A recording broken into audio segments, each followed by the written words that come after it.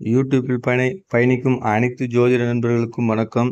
இப்பொழுது பஞ்சாங்கத்தை பற்றி பார்க்கலாம். இது திருக்கணிதம் பஞ்சாங்கம், துல்லியமான டைம். இந்த திருக்கணித பஞ்சாங்கத்தை டெய்லியும் பார்த்துட்டு நாள், நட்சத்திரம், கருண யோகங்கள் எல்லாம் இருக்கிறது. இதை டெய்லியும் பார்த்துட்டு வர நம்மளுடைய கிரகதோஷம் விலகும்.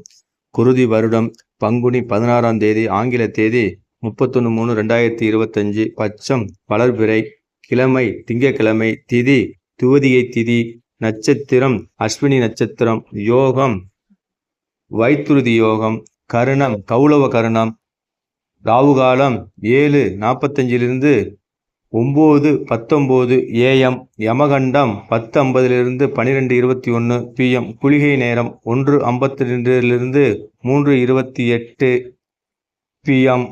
அதற்கு பிறகு நல்ல நேரம் 6:30 to 7:30, சுப ஓரைகள் 6 to 7, 8 to 9, 11 to 12, 12 to 1. கிரக நிலவரம்: ரிஷபத்தில் குரு, மிதுனத்தில் செவ்வாய், கன்னியில் கேது, மீனத்தில் சூரியன், புதன், சுக்கிரன், சனி, ராகு, மேஷத்தில் சந்திரன்.